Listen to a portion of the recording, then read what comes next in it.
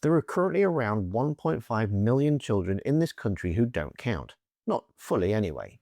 The two-child benefit cap, the rule that limits universal credit and child tax credits to a family's first two children, mean for those kids, the state simply doesn't generate the same entitlements it would for their siblings. Third, fourth child, it doesn't matter, they're not in the calculation.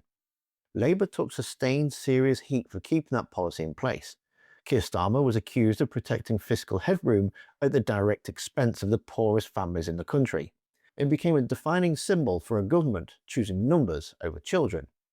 Kemi Badenoch thinks the money should go to the military. That's why we found money for a sovereign defence fund, putting the two-child benefit cap back in place so we can have more troops. We've got a plan to 3%, Labour don't. You also want to recruit 6,000 more soldiers. I mean, can you see a situation where you might back some kind of conscription? I mean, we've seen that in other countries. I don't think we need conscription. What we need to do is make sure that we incentivise people to go into our armed forces. That means better pay, better equipment, and that's what the money from the two-child benefit cap can do. We talked about getting an extra 20,000, 14,000 reservists, 6,000 regulars. And so that's her trade.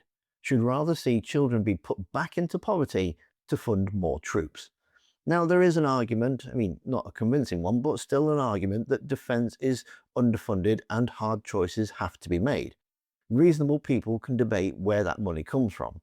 Kemi Badenoch, however, is not the person to be making that argument, because she was in the cabinet while defence was being hollowed out. Here's what she said. At all since he came in. But you take responsibility from the previous Conservative administration as well, right? For not spending enough on defence. Defence spending went down from 1989 to 2022. Actually, when I was in cabinet, we increased defence spending. And I can't take responsibility for what my predecessors did. They have to do that. I don't have a time machine. She joined the cabinet in 2020. The Conservatives were in government for most of that 33-year period she just cited.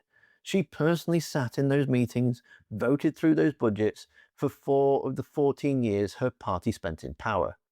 "I don't have a time machine" is a sentence that only makes sense if you believe leadership means having no accountability for anything that happened before you personally decided to care about it. This is the Badenoch formula. It comes out on almost every subject. The NHS, predecessor's failure. The economy, predecessor's failure. Defence, predecessor's failure. She was present for all of it, and the answer is always that she can't speak for what came before. Just forward, always forward. The record belongs to ghosts. So what she can speak to, apparently, is this. Take money from roughly 1.5 million of the poorest children in Britain, put it into the military recruitment drive, and ask the country to trust the party which ran defence into the ground for 14 years that has now, under new management, got the whole thing figured out. That's the offer. Children in poverty for soldiers. Absolutely said clearly by the leader of the Conservative Party a couple of days ago on TV. And she seems to think that's a reasonable thing to say in public. Putting the two-child benefit cap back in place so we can have more troops.